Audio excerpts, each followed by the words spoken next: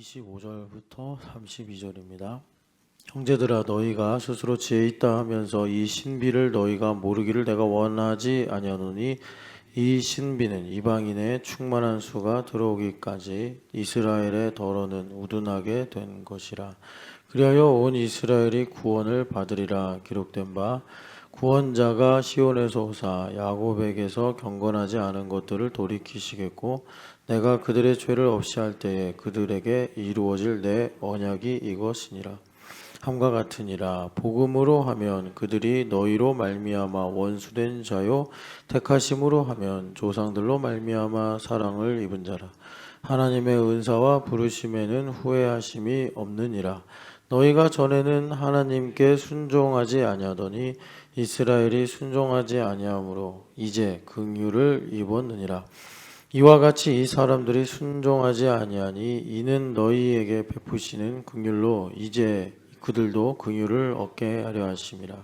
하나님이 모든 사람을 순종하지 아니하는 가운데 가두어 두심은 모든 사람에게 긍휼을 베풀려 하심이로다. 아멘.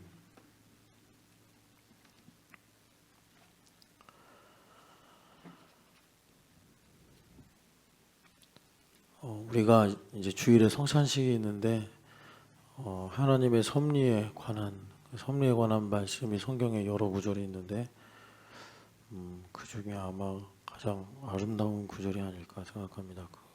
오늘 말씀을 보면서 또 내게 주신 은혜가 무엇인지 여러분들이 새벽에 받는 시간이 되시기를 바랍니다.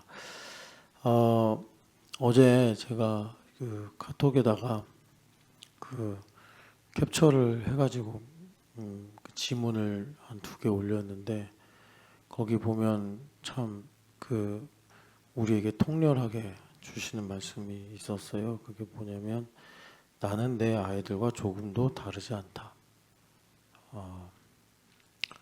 여기서 이제 나는 아이가 없는데 이렇게 생각하지 마시고 여기서 아이라는 것은 뭐 생물학적으로 내가 출산한 아이라고도 할 수 있겠지만 맨날 내가 이렇게 틀렸다고 생각하는 사람 이렇게 보시면 됩니다. 그러니까 부모가 아이들을 가르치고 키워야 하다 보니까 율법적으로는 그렇잖아요. 항상 리스크 관리해야 되고 그러니 아이들을 뭐 이렇게 하지 마라 왜 안 하냐 이런 식으로 이제 문제를 제기한단 말이에요. 그래서 이제 부모들이 그럽니다. 왜 저런지 몰라 뭐 이런 식으로 뭐 자기들끼리 싸우거나 말을 안 듣거나 그런데 성경은 우리에게 뭐라 그러냐면은 그 아이와 너는 조금도 다르지 않다 이렇게 복음으로 말씀을 하시는 겁니다. 복음으로. 그런데 이제 그 복음을 받아들일 수 있는 마음이 안 되면 예레미야서에 내내 말하지만 바벨론에 항복해라 이게 복음인데 그런 예레미야를 죽이려고 하고 가두려고 하잖아요. 마태복음에 산상설교가 있는데 산상설교를 보면 예수님께서 이제 비판하지 말아라. 사실 이걸 이제 여러분들이 율법적으로 보셔야 돼요. 율법적이 아니라 복음적으로 보셔야 돼요. 그러니까는 이걸 율법적으로 보면 성경에 비판하지 말라고 하지 않았냐. 그러면 아이들을 훈육할 때 뭔가 이렇게 계속 설득해야 되고 뭐 이런 걸로 이제 우리가 이해한단 말이에요. 근데 키워보면 알겠지만 인간이 정말 죄인이구나 이런 거를 이제 적나라하게 우리가 보죠. 사실 그게 내 모습인데 그런데 이제 내가 복음을 받아들일 수 있는 준비가 안 되면 나와 아이는 조금도 다르지 않다. 그 말을 들을 때 화가 나고 속상하고 뭐 이런 반응이 나오는 겁니다. 그래서 결국 예레미야서에서 예레미야를 박해하듯이 2000년 전에 복음서에서 예수님을 사람들이 결국 죽이잖아요. 그것처럼 주님께서 주시는 진주를 짓밟더라 이겁니다. 진주를 짓밟더라. 마태복음 7장에 나오잖아요. 여하튼간에 그래서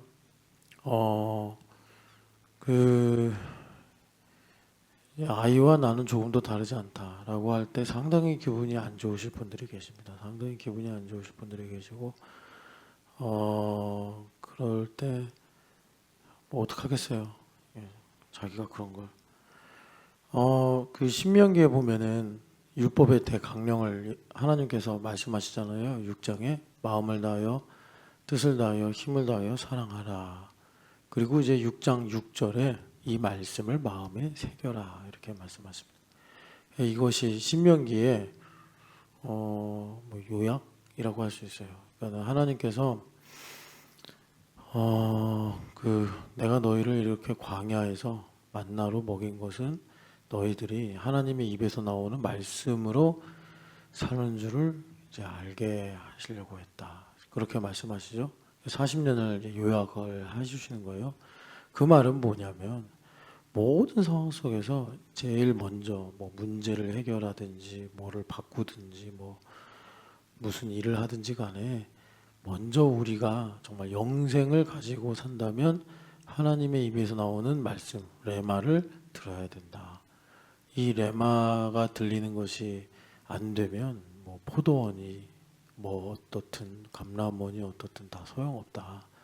이걸 가르쳐 주려고 하는 거다. 왜냐하면 사람이 이렇게 힘들고 어려울 때는 하나님을 찾지만 가나안 땅에 들어가서 하나님께서 계획하시는 것이 이들을 제사장 나라가 되게 하시려고 하는 건데 그런 일들이 그 신명기 8장이나 또 6장에 나오듯이는 여러 가지 뭐 그 하나님 말씀하신 뭐 집을 얻게 되고 또 뭐 복을 받게 되고 이런 내용들로 오는데 이제 그렇게 되면 사람들이 이제 거기에 집중을 한단 말이에요. 그러니까 하나님께서 40년 동안 인치신 것이 뭐냐 했더니 이제 하나님의 음성을 듣고 사는 거다 이렇게 말씀하셨어요.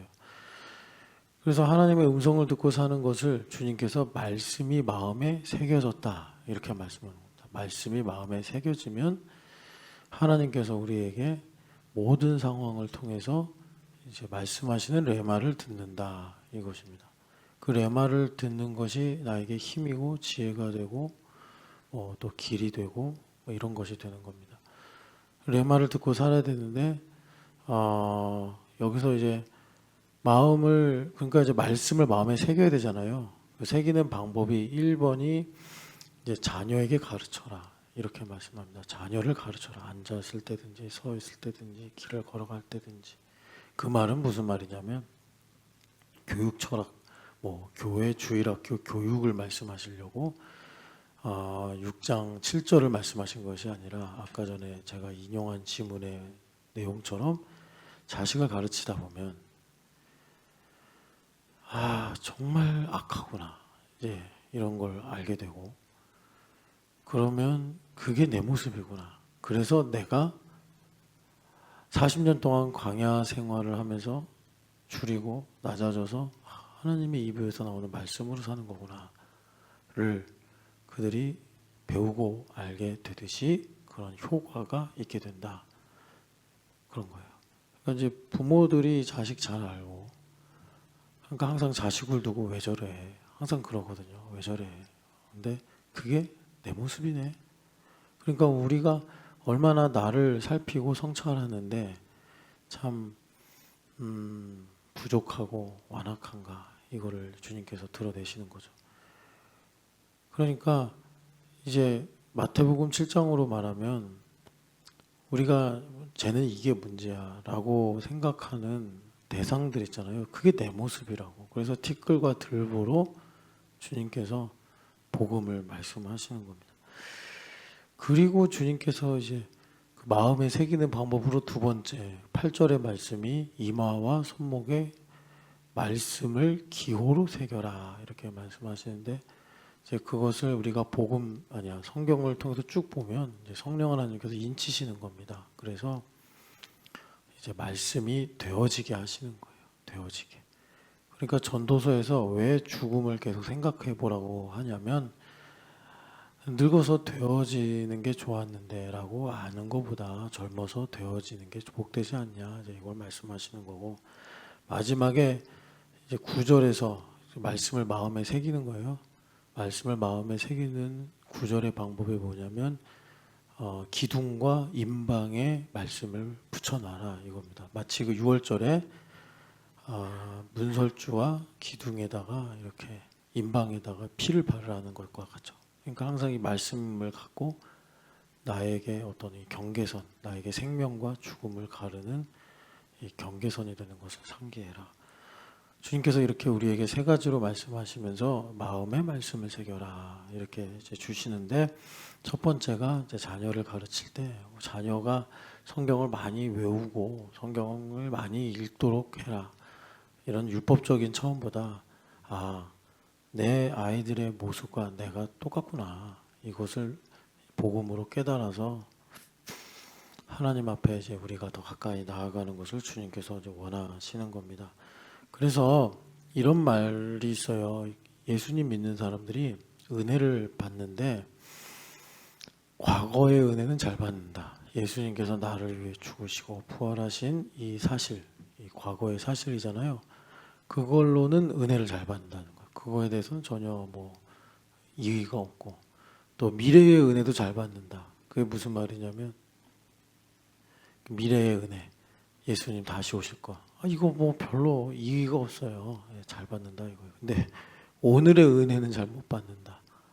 오늘의 은혜는 왜 못 받느냐? 오늘의 은혜는 다시 오실 예수님이나 죽으시고 부활하신 예수님이 아니라 그 하나님 자체이기 때문에 우리가 그걸 되게 어려워한다. 그래서 오늘 맨날 슬퍼하고 맨날 시험에 들고 오늘 맨날, 아니 그렇잖아요.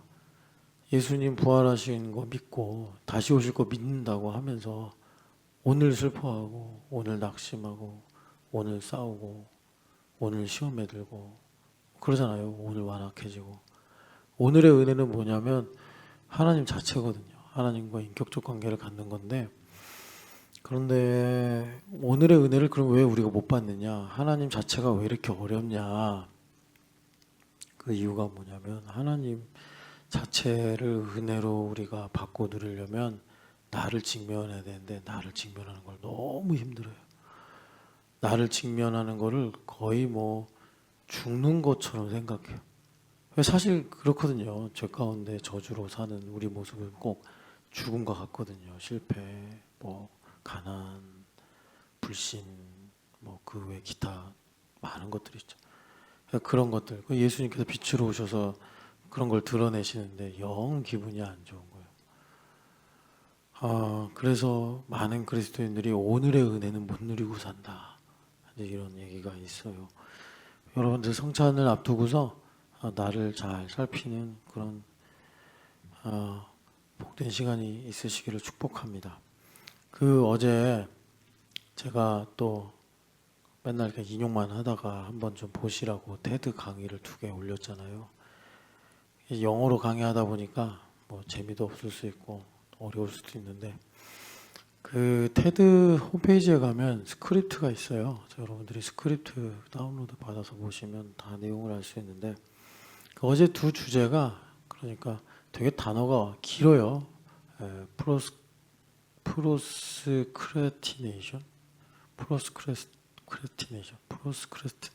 프로스크레티네이션이에요. 잘 안 쓰는 말인데 이게 이제 이렇게 미루는 거예요. 일을 미루는 거. 그래서 한 분은 이제 경험담을 갖고 말하고, 한 분은 좀 이걸 분석적으로 학자의 관점에서 말씀하는데, 그러니까 미루는 문제는 이제 시간 관리 문제가 아니다. 그러니까 미루는 문제를 여러분 계속 반복되는 문제, 해결이 안 되는 문제, 이렇게 또 접근하시면 좋겠어요.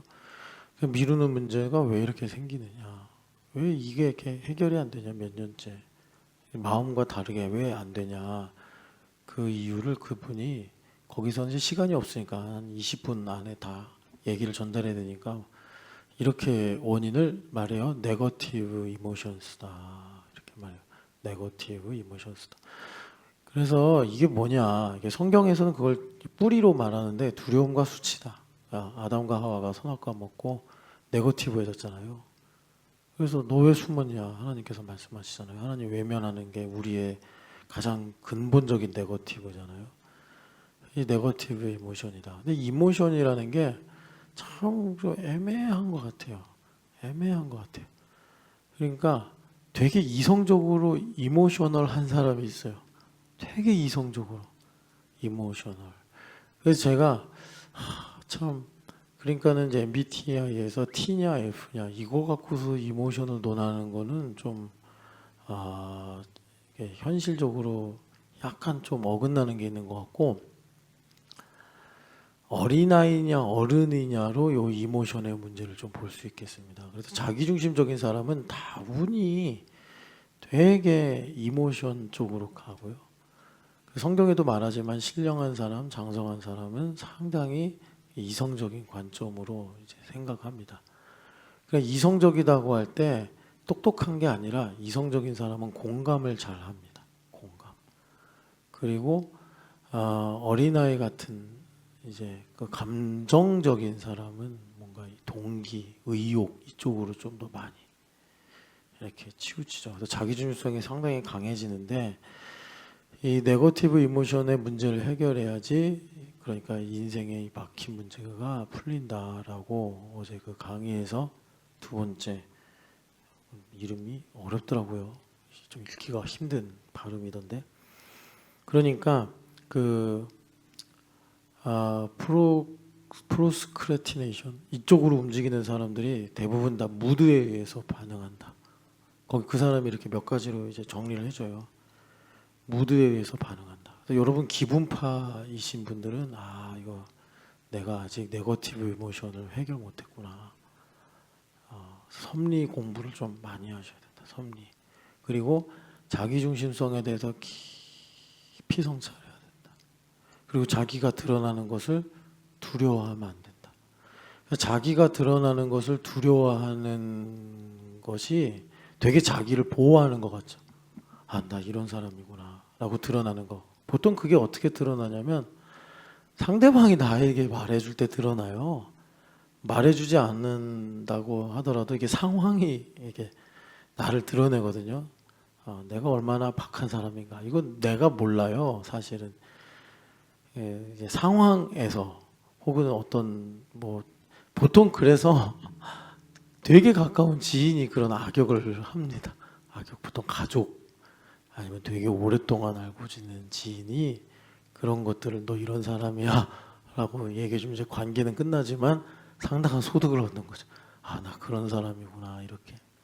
그러니까 그런 말 들을 때 이제 무드파, 기분파들은 더 굳어지죠. 마음이. 나쁜 놈 이러면서 나한테 어떻게 이럴 수 있어 이러면서. 그럴 수 있는 거예요. 오랫동안 한 사이이기 때문에. 근데 참 마음은 아프죠. 겪어보면. 그러니까 그 어린아이 같은, 그러니까 그 자기가 드러나는 걸 되게 힘들어해요. 근데 그게 여러분 이제 어른 이야기 좀 합시다. 어른 이야기. 그게 자기한테 되게 가혹하게 하는 행동이에요. 가혹하게 하는 행동이에요. 어떤 거랑 비슷하냐면 되게 가난한 집에 아이가 있어요. 근데 엄마가 학용품을 놓고 가서 학교에 가지러 가는데 엄마가 너무 부끄러운 거야. 그래서 엄마가 얘야 했는데 엄마라고 부르지 않고 뭐야 웬 아줌마야 하고 지나가는, 그게 내가 드러날 때 나를 감추려고 하는 행동인데 내가 나한테 되게 가혹하게 하는 거예요. 그거 되게 슬픈 이야기잖아요. 엄마가 도시락 갖다 주러 학교 갔는데 엄마가 부끄러워가지고 엄마 모르는 척하고, 얼마나 그놈이 나중에 철이 들면 회개하고 가슴 아파하겠습니까? 근데 우리 자신한테 그렇게 한다니까요. 어른이 되고서도. 그래서 그 두 번째 강연에서 그분이 그래요. 너 자신한테 좀 컴패션 해라. 그 컴패션이 나를 이렇게 어린아이 수준에서 생각하면 나를 감추는 거예요. 막 난 소중해. 그런데 그게 알고 보면 나는 나를 또 알아. 무의식 속의 나를. 그래서 되게 상처받아요. 나 자신이. 그러니까 여러분 뭐가 더 어른스럽고 건강한 거예요. 그런 나 자신을 잘 공정하게 다루면서 내가 그런 문제가 드러나면 이제 성장하면서 해결되는 거잖아요. 뭐 반대로 가든지 뭐 더 나은 모습이 되든지. 그런데 이게 이제 이런 거죠. 그러니까 어머니를 용서 못하는 거죠.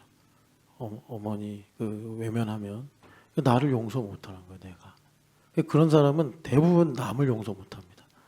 그거 여러분 조금만 이제 생각해 보시면 아실 거예요. 내가 드러나는 거를 되게 싫어하는 사람, 뭐 수치스럽게 생각하고 그래서 두려워하면 누가 나를 드러낼 때 막 나쁜 놈 이렇게 생각한단 말이에요. 그게 두려운 거예요. 두려움에 사로잡혀 있는 거예요. 그런 사람은 자신도 용서를 못해요. 그런데 그런 사람은 여러분 한번 보세요. 자기를 통해 보세요. 다른 사람도 용서 못해요. 이게 참 그게 어른스럽지 못한 거죠. 이제 뭐 인생으로 말하면. 그래서 이 정확한 발음이 프로크레스티네이션이네요. 프로스크레티네이션이 아니라 프로크레스티네이션. 프로크레스티네이션. 이 문제. 그러니까 인생의 성장이 더뎌지는 거예요. 이게 중요한 문제가 뭐냐면 제가 요즘에 그 이제 달리기가 하여튼 하나님 은혜로 그것도 하나님 은혜로 이제 참 십몇 년째 계속 러닝을 하고 있는데 러닝을 하면 이제 십몇 년째 하면서 요즘에 또 이제 붐이 일어나가지고 뭐 러닝의 효과, 뭐 러닝의 좋은 점, 막 이런 것들 이제 사람들이 다 공유해가지고 알게 되는데 이제 알았어요. 러닝을 하면 왜 제가 이제 그랬잖아요. 너무 우울하고 우울한 게 이제 막 무기력해지고 그래서 나 모르겠다 하고 막 뛰고 오면 또 괜찮아지고 그랬더니 그래서 왜 그런가 했는데 경험으로는 알고 있는데 그 의사 선생님이 말씀하시는데 세라토닌이 나온대요. 이 세라토닌이 우울증 치료제래요. 그래서 그렇게 내가 달린 거구나 이렇게 이제 알게 돼. 하나님 달게 하신 거죠. 아까 전에 그 네거티브 이모션 문제 얘기했잖아요. 이게 그 바이셔스 사이클로 들어간다고 그 강사가 말하잖아요. 그게 뭐냐면 악순환으로 들어간 거, 악순환. 이 악순환이 뭐냐면 자 옛날에는 오로 되던 게 이 참 육신의 생각을 따라간다. 그거는 하나님과 원수되는 거예요. 사망이니라. 그걸 좀 더 이제 뇌가 화학으로 풀면은 옛날엔 도파민 오로 되던 게 여러분 나중에 심심하시면 도파미네이션이라는 책이 있어요. 되게 재밌는 책이니까 한번 읽어봐요. 옛날에 그 차정원 집사님이 요즘도 잘 그렇게 하는지 모르겠는데 그 우리 교회 온 지 얼마 안 됐을 때 무슨 책을 이제 주보에 항상 소개하니까 그 뇌에 관한 책이었는데 그걸 읽고 너무 좋았다고. 그때 이제 온 지 얼마 안 됐고 뭐 차정원 집사님 별로 말수도 없는 사람이라 담임 목사한테는 그래서 그 말이 기억에 남아요. 그래서 이분이 뇌에 관심이 많나? 뭐 이런 생각을 좀 했었는데 그 도파미네이션이 뇌에 관한 책이니까 읽어보면 재밌습니다. 되게 재밌는데 그러니까 도파민 5로 되던 게 그 다음번에는 도파민 10이 필요하고 그 다음에는 도파민 15가 필요하고 그래서 이제 중독으로 가는 거예요. 그래서 그 도파민에 좀 이렇게 길들여지면 항상 뭔가 새로운 동기를 요구합니다. 그 새로운 동기가 없어도 사람은 일을 하고 책임을 감당해야 되는데 뭔가 새로운 환경, 새로운 동기, 새로운 뭔가 그러니까 이제 충동적이 되는 거예요. 충동적이 된다는 게 무슨 말이냐면 이제 기분파로 간다는 거예요. 이게 악순환이에요, 악순환. 계속.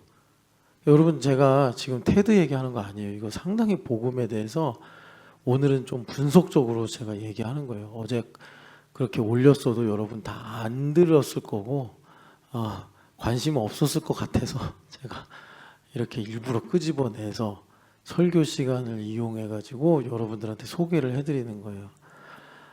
그래서 이게 그 네거티브 이모션이 그러니까 이제 도파민 문제란 말이에요. 그래서 그러니까 이제 단적으로 보면 미루는 거 여기 일인데 계속 미뤄. 이 미루면요 이게 하나의 리워딩이 된대요. 리워딩이 돼가지고 다음엔 더 큰 리워딩, 다음엔 더 큰 리워딩 이렇게 가는 거예요. 그래서 악순환이 된다. 그래서 이 프로크레스티네이션이 더 큰 프로크레스티네이션을 요구하고 더 큰 프로크레스티네이션을 요구한다. 그래서 이렇게 하면 이제 도파민에 내가 잠식당하는 건데 그렇게 되면은 어떻게 되냐면 엄청난 스트레스를 받아요. 일상에서. 도파민은 의존해서 살면 안 돼요. 도파민은 다스려야 되고 그래서 나중에는 그 사람 표현이 그래요. 네거티브 이모션이 산만큼 커진다. due to the mountains 이래요. 그래서 그 산만큼 커진다. 산만큼 커져서 그러니까 나에게 이제 오는 일들, 그 문제들이잖아요. 그 태스크라고 말하던데 그 문제들을 과대평가를 한대요. 아, 이건 못한다. 그래서 인생이 힘들고 어려워진다. 그런데 이제 말하자면 세라토닌으로 사는 사람 어때요? 내게 능력 주시는 자 안에서 내가 모든 것을 할 수 있느니라. 이제 그렇게 되는 거예요. 그런데 이제 그 네거티브 이모션을 해결하지 못하면 그게 이제 작은 데서 시작이 돼가지고 산만큼 커지면 나는 끝났다. 나는 틀렸다. 맨날 하나님 날 사랑 안 해. 이런 식으로 가버리는 거예요. 도파민 때문이다. 그런 사람들은 오늘부로 성찬을 9월달 성찬식에 참여하면서 하나님 쇼츠를 끊게 하여 주시옵소서. 하나님 앞에 간절히 기도하시기를 바랍니다. 그래서 이제 우리가 아까 제가 말씀드린 세라토닌이 중요하다고 그랬잖아요. 거기서 그분이 그래요. 그 너희들의 인생에 태스크들이 많지 않냐? 그 태스크들을 뭐로 봐야 되냐면 의미의 렌즈로 봐라 그래요. 의미의 렌즈로 봐라. 우리는 너무 좋은 거예요. 지금 그래서 바울 사도가 하시는 말씀, 이 신비를 너희가 알기를 원한다. 이게 뭐예요? 의미의 렌즈, the lens of meaning. 그러니까 하나님의 섭리를 깨달으면 여기 이스라엘의 더러는 우둔하게 된 이 참 바울 사도에게는 어려운 문제인데 어떻게 보면 하나님을 원망하고 나락으로 갈 수 있는 문제인데 이것의 의미를 알게 되더라라는 것입니다. 그래서 하나님의 섭리를 알아야 된다. 그리고 두 번째로 그분이 하시는 말씀이 아까 말씀드린 대로 우리가 어른이 돼서 그러니까 컴패션과 그 용서, 먼저 자신을. 근데 그걸 어른으로서 생각하면 이런 거예요. 성빈이가 뭘 잘못했어요. 그럼 엄마가 성빈아 괜찮아 이런. 근데 우리 어른 이제 성빈이가 어른이 되면은 이거를 공정하게 대화해야 돼요. 그죠? 성빈이가 좀 마음이 아파도 이 아이의 성장을 기대하면서 뭐 성빈이한테 했냐 안 했냐 이런 걸 사실관계를 물으면서 접근해야 되는데 이미 어른인데 나이로는 아직 마음은 어린이야. 그러면 자기에 관해서 틀린 말을 하는 거를 되게 힘들어해요. 그래서 아예 그 부분에 대해서 그냥 얘기하지 맙시다. 이제 이런 주의로 가는데 그거는 여러분 다시 한번 말씀드리지만 남보다 먼저 나에 대해서 상당히 가혹한 행동이다. 그래서 그런 사람들은 자기를 예수님도 그러셨잖아요. 하나님도 내 이웃을 사랑하라고 그럴 때 전제가 뭐죠? 네 몸과 같이 너 자신과 같이 내 이웃을 사랑하라. 그러니까 홀로서기가 돼서 내가 웬만한 내구성도 가져야 되고 공감 능력도 가져야 되고 공감 능력을 키우는 게 세로토닌이래요. 그래서 우리 아이들이 이제 크면서 도파민 위주로 살다가 이제 세로토닌으로 넘어가야 되는데 그렇게 되면은 이제 인내심도 커지고 상처나 아픔이 있을 때 회복하는 능력도 커지더라 이렇게 말하더라고요. 그래서 여러분 이렇게 나를 깊이 성찰하는 그런 남은 또 며칠 되시기를 바라고 오늘 그래서 이제 우리가 성찬식 갖고서 이제 나누었는데 이 성찬식을 통해서 나를 깊이 성찰하게 돼서 여기 25절에 말씀하는 신비를 알게 되고 이걸 이제 바울 사도는 자신의 소명을 가지고 이방인의 우둔한 이 이스라엘의 더러는 우둔하게 된 이 일이 이방인의 충만한 수가 채워지는 일인데 이런 식으로 하나님께서 일을 하신단 말이에요. 이런 식으로. 그래서 32절에 이걸 이제 바울 사도가 요약하기를 모든 사람들을 순종하지 아니하는 가운데 가두어 두심은 긍휼을 베풀려 하심이라. 이 말은 뭐냐면 하나님께서 불순종을 통해서도 일을 하신다. 이렇게 하시는 겁니다. 불순종. 근데 그러면 이제 5장에서 말씀하신 것처럼 그럼 불순종하잔 말이냐? 결코 그럴 수 없느니라. 복음으로 바울 사도가 말씀하시죠. 그래서 32절이나 25절이 우리한테 믿어지고 소화가 되려면 전제가 있어요. 뭐죠? 내가 어른이 돼야 돼. 장성한 자가 돼야 된다고. 이렇게 32절 말씀에 순종하지 아니하는 가운데 두심은 모든 사람들에게 긍휼로 베풀려 하심이라. 그럼 순종 안 해도 되네. 이게 어린아이 생각이잖아요. 이렇게 가면 안 된다고. 그래서 이 문제를 바울 사도가 이제 어린아이와 어른의 이 문제를 5장에서 좀 다루잖아요. 그래서 5장 되게 중요하다고 여러분 예전에 말씀드렸는데 5장이었나? 죄송합니다. 5장 전에 3장이구나. 3장에 보면은 율법의 문제를 갖고 먼저는 하나님께서 3장에 보면은 이제 1절부터 한 5절까지일 거예요, 아마. 네, 6절까지. 그러니까 우리가 이 율법을 통해서 어른이 돼야 되는데 이게 무슨 말이냐면 하나님께서 이스라엘 백성들을 택했단 말이에요. 근데 이스라엘 백성들 실패했잖아요. 그러면 택하신 하나님의 실패냐? 하나님께서 잘못 고른 거냐? 그럴 수 없다. 인간은 거짓돼도 하나님의 미쁘심은 여전하다. 이게 일단 어른이 되는 첫 번째 계단이에요. 어른이 되는. 이걸 여러분 내 삶에 적용을 할 수 있어야 돼요. 이거를 그냥 그러니까 그노시스 이것에 대해서만 알면 안 되고 이걸 알아야 돼요. 알아야 돼. 그래서 바울 사도가 그 빌립보서에서 내가 안다. 나는 배부름에 처할 줄도 알고 배고픔에 처할 줄도 안다. 할 때 안다라는 말이 책을 읽고 안다가 아니라 이걸 내가 해보고 안다라는 느낌의 동사라고 그랬잖아요. 그러니까 우리가 3장 1절을 읽으면서 하나님께서 이스라엘 백성들을 택했는데 이스라엘 백성들이 실패했으니까 그러면 이것이 하나님의 실패냐. 그냥 액면으로 보면 그렇잖아요. 다른 민족을 택했으면 성공 났겠는데 왜 저렇게 말도 안 듣고 이름도 이스라엘인 민족을 택하셔가지고 하나님 왜 저렇게 고생하실까. 그렇게 이제 하나님을 내 머리에 가두고 이해하려고 한단 말이에요. 그래서 욥기가 쓰여진 거라. 귀로만 듣다 눈으로 배웠습니다. 무지한 말로 이치를 어둡게 한 자가 누구냐 하신 그 말씀이 왜 이렇게 중요하냐면 우리한테 다 이 죄로 인해 이런 문제가 있어서 내가 틀리면 하나님도 틀렸다. 내가 실패하면 하나님도 실패했다. 이렇게 생각한다고. 나만이 아니라 이제 다른 사람들도 마찬가지예요. 그래서 먼저는 이걸 극복해야 되는데 믿음으로. 그러니까 이스라엘의 실패가 하나님의 실패가 아니다. 이스라엘은 실패해도 하나님은 여전히 미쁘시다. 그 다음에 이제 더 기가 막힌 말이 나오죠. 그러면 이스라엘을 왜 심판하는 거예요?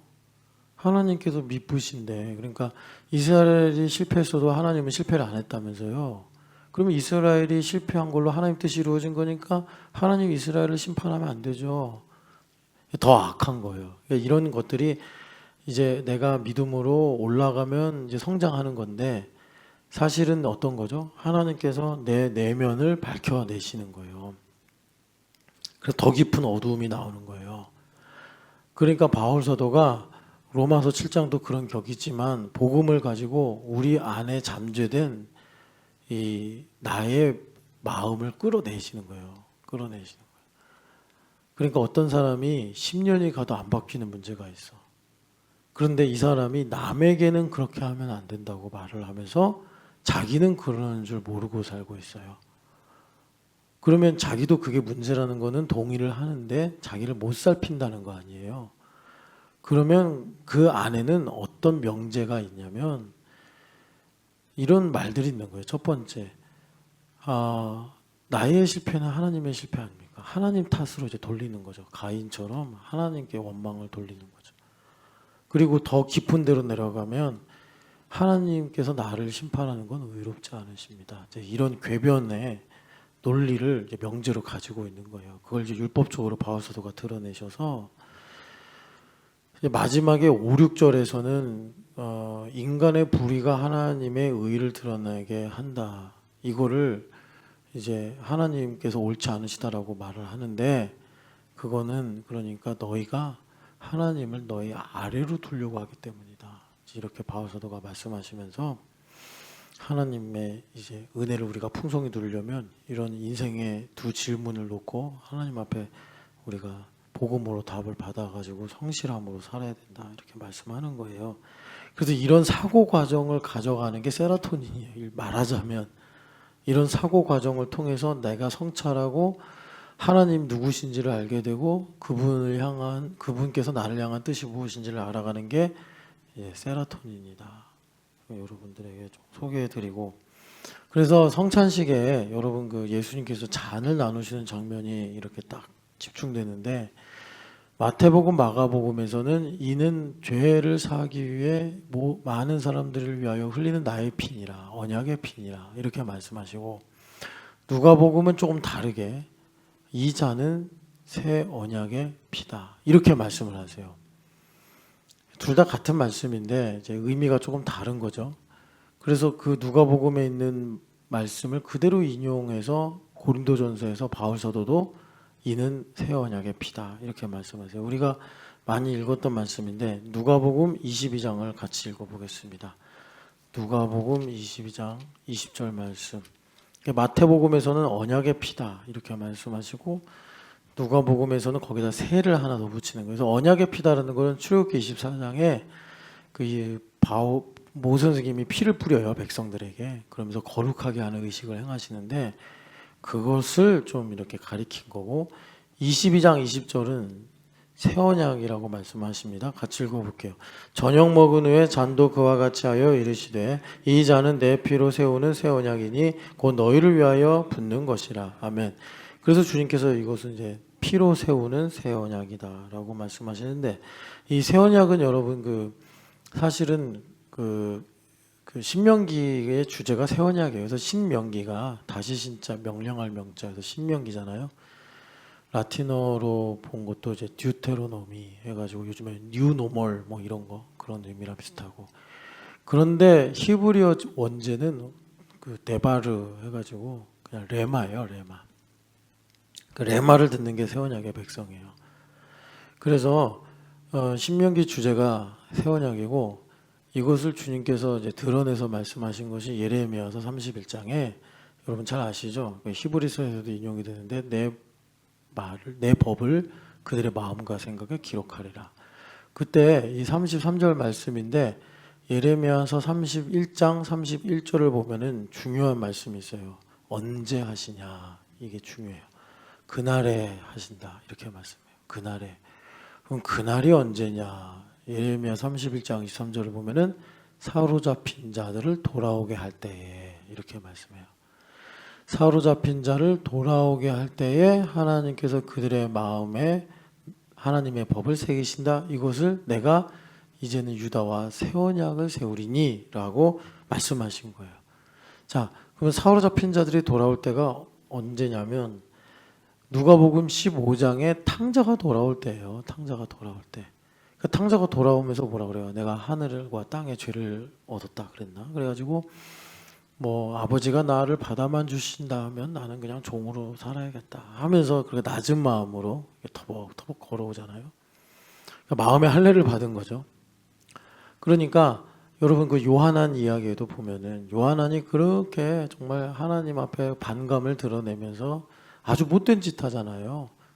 느부갓네살과 바벨론 군대도 하지 않은 짓, 예레미야 선지자를 꽁꽁 묶어가지고 가고 싶지 않은데 그 사람을 애굽으로 강제로 끌고 가잖아요. 얼마나 나쁜 사람이에요. 그런데 그 사람이 등장하는 42장에 보면 그렇게 선한 사람이었다고.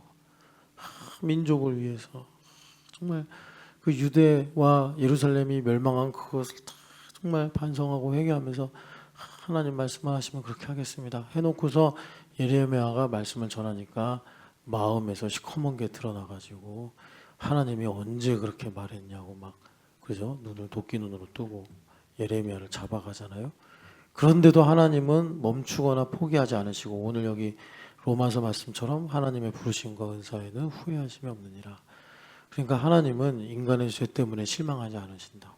그거를 폴 트립 목사님이 계속 강조하잖아요. 책 내내. 고난이란 책 내내 하나님은 당황하거나 실망하거나 포기하지 않으신다. 이게 되게 중요하다고, 고난 중에. 근데 우리가 늘상 하던 대로 우리가 누군가 나에게 실망감을 주면 우리는 마음을 닫고 정죄하고 판단하고 돌아서고 남한테 그러고 또 그런 공포심을 갖고 있고, 그러니까 하나님께도 내가 성경도 안 읽고 내가 하나님 뜻대로 안 살면 하나님 날 버리시겠구나, 나에게 등 돌리시겠구나. 그래가지고 더 죄가 심해진단 말이에요. 폴트린 목사님이 계속 강조하시는 것이 하나님 그런 분 아니라고, 성경에 보라고. 근데 이제 그런 내용을, 깊은 내용을 소화하려면 어른이 돼야 되잖아요. 그 어른이 되면 어떻게 돼요? 나를 포기하지 않는 하나님 때문에 내가 정말 하나님 앞에 더 깊이 회개하면서 가슴 아파하잖아요. 다시는 그러면 안 돼, 안 돼 하면서. 그런데 이제 어린아이가 되면 어떻게 하죠? 그걸 이용하죠. 그걸 이용해요. 그래가지고 하나님 후회하시면 없다고 그랬으니까 괜찮아 막 이러면서, 참 그게 이제 어른이 될 시기인데 아직도 어린아이 같이 편리하게 사용하면 이제 그게 참 심각한 문제가 생기는 거예요. 여하튼 간에 주님께서 새 언약의 은혜를 그렇게 말씀하셨단 말이에요. 잘 봐봐요. 이게 이제 레위기 말씀이 이루어지는 겁니다. 레위기 말씀 보면은 26장에 이제 거룩을 길게 설명하세요. 그 이전에는 거룩을 주님께서 간단하게 설명하셨어요. 5시 100을 이긴다 뭐 이런 식으로. 묵은 것을 새 것이 갈아치운다, 이런 걸로 주님께서 거룩을 말씀하시다가, 거룩의 본질이겠죠. 너희를 내가 거룩하게 하리라, 내가 거룩하니 너희도 거룩하라. 이 거룩을 어떻게 만드시는 것이냐라는 걸 예시로 주신 말씀이, 너희가 우상 숭배하고 악한 일을 할 때 하나님께서 땅을 안식하게 하시고 너희를 원수의 땅으로 보낼 거야. 그러면 얼마나 힘들고 고생하겠어요? 거기서 얼마나 고생을 했는지, 풀잎에 바람이 이는 소리에도 윤동주 씨가 괴로워했던 것처럼 깜짝깜짝 놀라면서 그러고 살더라는 거예요. 사람이 마음이 가난해져서. 그렇게 되면 어떤 변화가 일어나느냐, 두 가지를 회개한대요. 조상들의 죄를 자복하게 되고, 요한안처럼 하나님을 그렇게 끊임없이 대항하던 나의 죄를 회개하게 되고, 그래서 그런 회개를 통해서 하나님의 은혜를 받아 깨달음이 임하는데, 그 깨달음이 뭐냐면, 하나님께서 이렇게 해서 우리에게 죄악의 형벌을 내리신 거구나. 하나님 우리를 버리시거나 우리를 벌 주시고 끝내신 게 아니라, 하나님께서 내가 거룩하니도 너희도 거룩하라 하신 그 말씀을 이루시려고 우리를 이렇게 원수의 땅에 살게 하신 거구나 하면서, 그 레위기 26장 41절 43절에 보면 뭐라고 그러죠? 죄악의 형벌을 기쁘게 받으리라. 복을 기쁘게 받는 건데 죄악의 형벌이 복이 된 거예요. 그게 거룩의 초격차다라고 주님 말씀하신 거예요. 그 레위기의 말씀이 예언적으로 이루어진 사람들 사례가 바로 사로잡혔던 자들이 돌아온다. 그래서 요한한 이야기에도 보면 애굽으로 사로잡혀 갔던 사람들, 지발로 걸어갔긴 했지만 어쨌든 거기서 칼과 기근과 전염병으로 고생을 하고, 주님께서 그래요. 멀리 있는 자는 전염병으로 치겠고 가까이 있는 자는 칼로 치겠고 그 중에 남은 자들은 기근으로 치리라. 탈탈탈 터시는 거예요, 주님께서. 거기서 이제 뭐 1% 2% 살아남아가지고 돌아오면서 뭐라 그런대요? 예레미야 선지자 말이 맞았네. 이제 그러고 돌아온다는 거예요. 그게 그들을 구원하는 거예요. 하나님께서 정말 자비가 크시죠. 순종하지 아니한 가운데 가둔 것은 긍휼을 베푸시려 함이라. 이 한 줄의 말씀에 다 들어가 있는 거예요. 그 내용이. 그래서 하나님께서 이거예요. 율법적으로 새 언약의 은혜를 주시는 겁니다. 그래서 전도서 기자가 호소하는 거예요. 제발 인생이 아무 낙이 없다고 하기 전에 이걸 알아야 돼. 늙으면 다 알죠. 러닝도 못하고 눈도 안 보여가지고 그냥 막, 그리고 이제 뭐라 그럴까 또 막 몸도 아프고 그러면 알죠 이제. 근데 그런 이제 자연적인 늙음보다 늙음이 아니라 우리 인생에서 고난과 아픔이 있을 때 하나님의 섭리를 깨달아서, 그런 거 여러분 이해가 되시죠? 율법적으로 이해가 되시죠? 내가 건강할 때는 폴트린 목사님 그러잖아요. 자기 되게 건강해가지고 뭐 남들 이렇게 허약한 사람들 보면 왜 저래? 그러면서 자신만만하게 살았는데 신장이 다 망가져가지고 오늘 내일 하게 되니까 정말 내가 교만했구나. 정말 계속 건강했으면 큰일 날 뻔했구나. 이제 그런 이야기를 쓰잖아요. 초두에. 그러니까 이런 게 그 인지상정으로 율법적으로 말씀하시는 새 언약이에요. 새 언약. 자, 우리 주님은 우리가 이렇게 살길 원하실까요? 아니죠. 예수님 믿고 복 받길 원하시는 거. 그럼 예수님 믿고 새 언약의 은혜를 누리는 게 뭡니까? 그래서 히브리서 8장에 예레미야서 31장을 인용하시는 거예요. 예수님을 히브리서에서 뭐라 그러죠? 대제사장. 왜 대제사장이라고 그러시죠? 하늘 보좌 우편에 계셔서. 그럼 하늘 보좌 우편에 계시면서 대제사장으로 계신다는 게 뭐예요? 하늘과 땅을 연동시키신다는 거예요. 그러니까 예레미야서도 그렇고 레위기도 그렇고 새 언약의 은혜를 우리에게 말씀하시는데 그 내용이 뭐냐면 인지상정으로 우리에게 어떻게 새 언약을 입혀 주시는가, 이거를 이제 우리한테 율법적으로 말씀하시는 거예요. 원수의 땅에 끌려가서 말하자면 건강 잃고 돈 잃고 하나님께서 주신 거 당연하게 여겼던 것들 다 잃어버리게 되면, 그러니까 여러분들이 굳이 젊어서 안 그래도 늙으면 다 잃어버린다고. 다 내 거라고 여기던 거 이빨 빠지고 막 다리 후들후들 거리고 그렇게 되면 다 내 것이 아니었구나. 근데 내가 왜 그거 갖고서 이렇게 목숨 걸고 살았을까? 주님께서 진작에 나와 나의 복음을 위하여 버리는 자는 영원히 가지게 되리라. 왜 그 말씀 모르고 나는 계속 그걸 그냥 아까워하고 애지중지했을까? 그러면서 왜 이렇게 나에 대해서 또 나의 가까운 사람들에 대해서 가혹하게 살았을까? 늙으면 다 그 생각 한대요. 근데 늙기 전에 그런 생각 좀 해보라는 거예요. 전도서 기자가 율법적으로 은혜를 말씀하는 거죠. 그러니까 우리는 어떻게 하라는 거예요? 예수님이 누구신지 깊이 생각하라. 그러니까 예수님께서 자기를 두루마리라고도 말씀하잖아요, 성경에서. 그래서 두루마리를 먹어라 이렇게 말씀하시듯이 예수님을 안다는 게 뭐냐면 바울서가 이렇게 말씀하잖아요. 그리스도를 발견하고, 오늘도 나는 그리스도를 발견하고 그 안에서 나를 발견하기를 원하는데, 그게 뭐냐면 두루마리를 먹어서 하나님의 섭리를 깨닫는 거예요. 하나님의 섭리를 깨달으면 어떻게 돼요? 우리 인생에 아까 전에 누가복음에서 읽은 대로, 아니 로마서에서 읽은 대로 이스라엘의 덜어는 우둔하게 된 것들이 있다니까요. 그게 어떤 이에게는 가난이 될 수 있고, 어떤 이에게는 이별이 될 수 있고, 어떤 이에게는 또 건강의 문제가 될 수 있고, 어떤 이에게는 뭐 여러 가지 덜어는 우둔하게 만드신 게 있어요. 그런데 그 하나님의 섭리를 깨달으니까 그 우둔해진 시간에 하나님은 쉬지 않고 일을 하셔서 이방인의 수가 충만하게 채워주시는 역전의 모략을 베푸시는데, 이 섭리를 깨닫는 거예요. 그러면 그게 이제 예수님을 대제사장으로 깊이 생각해서 나의 삶이 하늘과 땅에 연동되는 거예요. 연동이 되면 어떻게 되느냐? 마음이 새롭게 되고 변화를 받는다고. 이게 새 언약이에요. 예수님을 깊이 생각해. 그래서 바울사도, 그러니까 히브리 기자는 깊이 생각해라. 바울사도는 뭐라고 그러시죠? 이미 얻었다 함도 아니요 온전히 이루었다 함도 아니라 뭐를 향해서? 예수님을 향해서, 그 부르심을 향해서 달려가라니까. 왜 계속 딴 걸 향해 달려가려고 그래? 예수님을 향해서 달려가라고. 예수님을 향해서. 그렇게 하면은 주님께서 우리 마음을 새롭게 하신다고. 여러분, 새롭게 한다는 말씀 뭐예요? 새롭게 한다는 거? 마음을 새롭게 하신다는 거는 니고데모가 질문한 거랑 똑같아요. 그러니까 죽어야지 새로워지는 거예요. 성경에서 새로워진다는 거는 새 옷을 입는 정도, 뭐 미장원 갔다 와서 머리가 새롭게 되는 거, 그 정도가 아니라 죽었다 살아나는 거라고.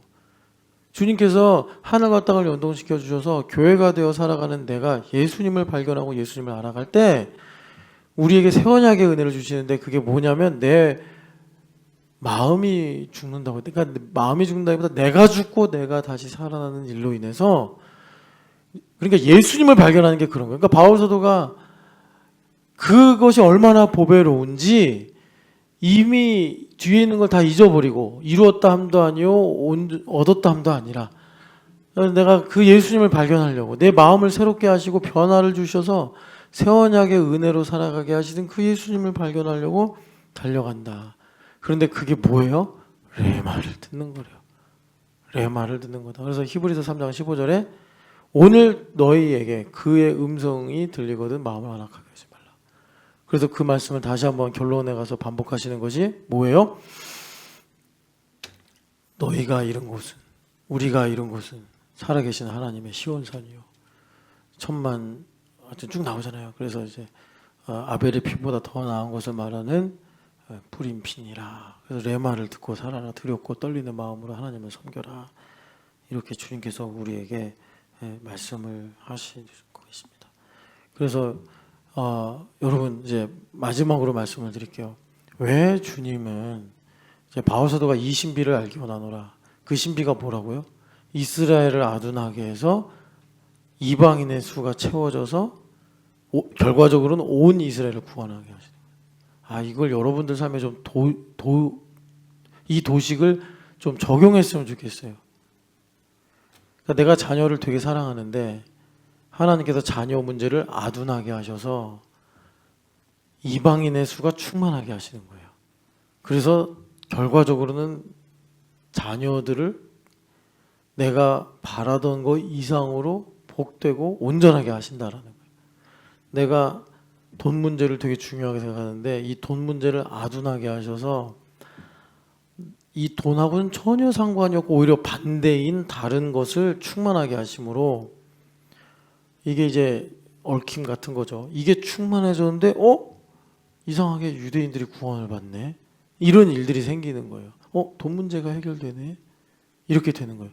우리가 율법적으로 나를 중심으로 생각하면 돈 문제는 돈으로 풀어야 되는 거예요. 그런데 하나님은 돈 문제는 그냥 내버려둬 그냥 망쳐버리시는 거예요. 그리고 돈이랑 전혀 상관이 없는 뭐가 있을까요?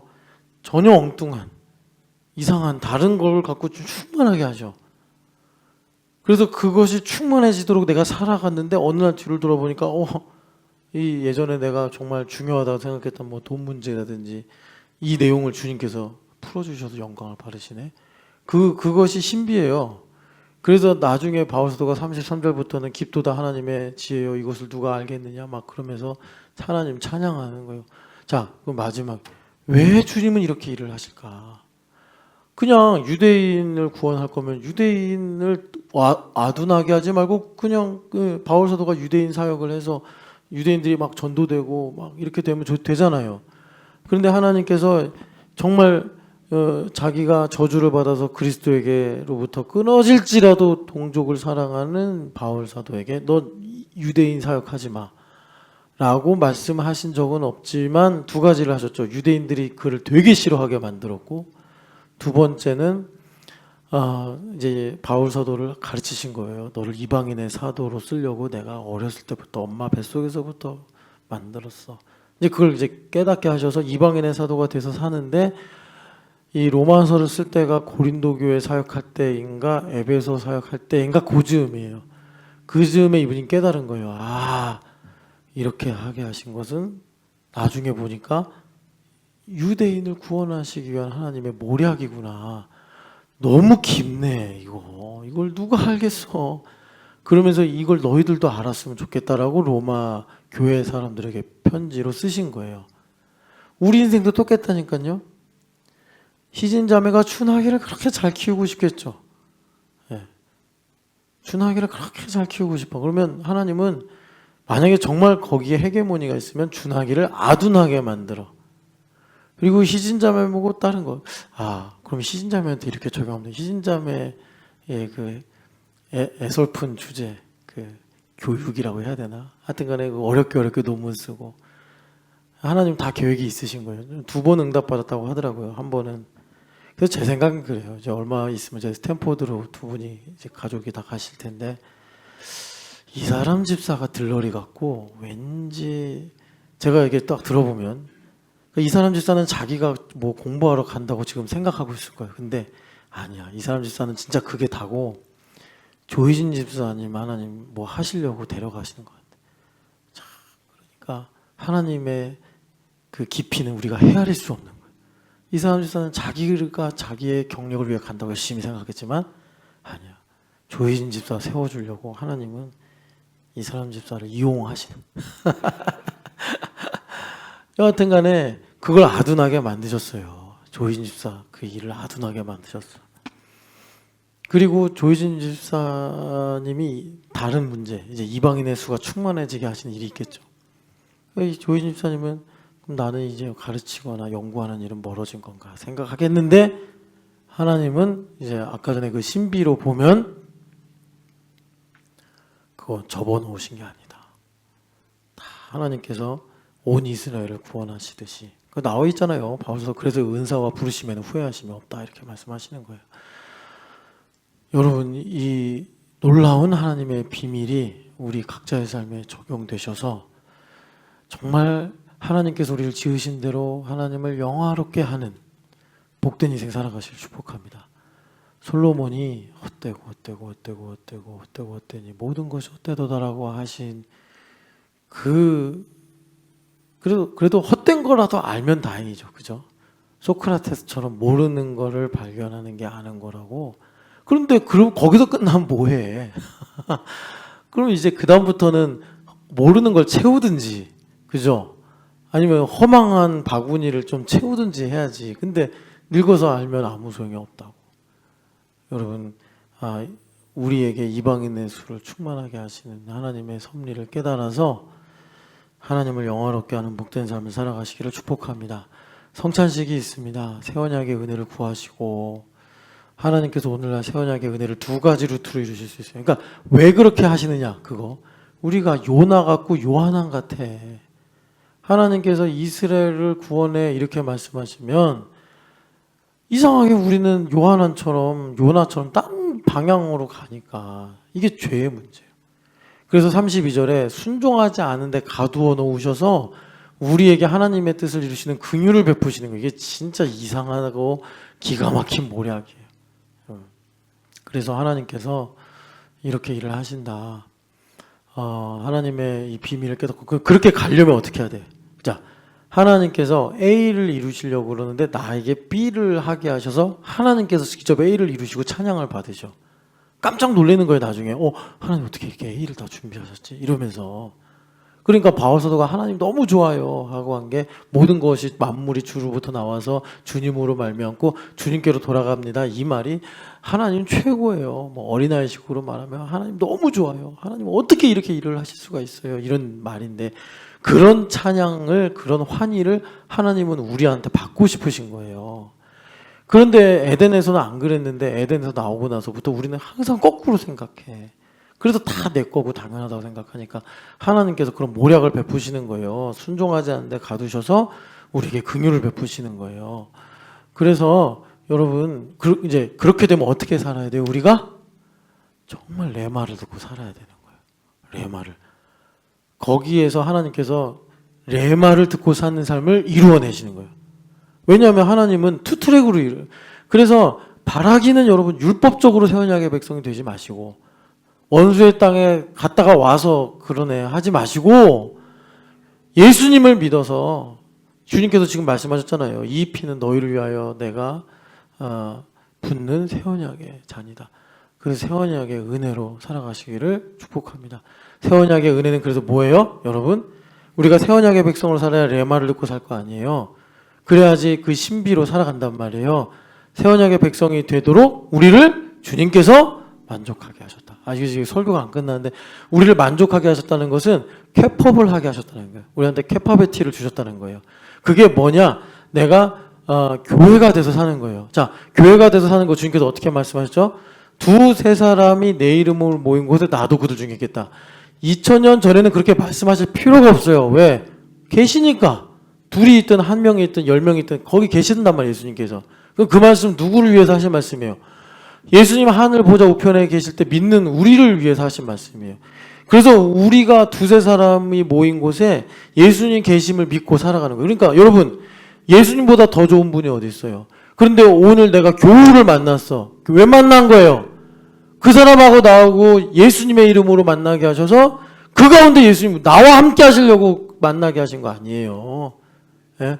그런데 그 사람을 판단하고 그 사람을 정죄하고 그 사람을 외면하면 우리가 어떻게 예수님 만나냐고. 그게 영으로 사는 거예요. 영으로 사는 거. 고린도후서 말씀하는 거예요. 영으로 살면 어떻게 된다고요? 새 언약의 일꾼이 되게 만족하게 하셔서 우리가 내 말을 듣고 산단 말이에요. 내 말을 듣고 살아가야지 아까 전에 로마서 11장 25절 그리고 32절 이 말씀이 우리 가운데 이루어져서 하나님께서 나의 삶에 이루시는 신비를 깨닫게 되더라. 여러분 그 복을 누리시기를 축복합니다. 사랑하는 하나님 아버지, 이번 주에는 성찬식이 있습니다. 하나님 아버지, 새 언약의 피를 우리에게 부으셨습니다. 하나님, 내 말을 듣고 살아갈 수 있도록 우리 마음을 새롭게 하시고 변화를 주시옵소서. 하나님 아버지, 그래서 하늘에서 뜻이 이루어진 대로 땅에서 이루어지는 하나님 거룩하고 복된 새 언약의 인생 살 수 있도록 주님께서 하늘로부터 은혜를 더하여 주시옵소서.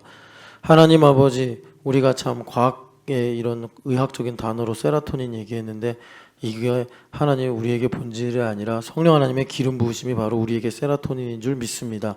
하나님 아버지, 형제와 자매가 공감하게 될 때 하나님의 뜻이 우리 가운데 이루어지는 줄 믿습니다. 거룩하고 영적인 세라토닌을 우리에게 부어주셔서 하나님 아버지, 우리가 나를 깊이 성찰하여 우리 주님을 배우는 복된 하루가 되게 하여 주시옵소서. 부활하신 예수님의 이름으로 기도합니다.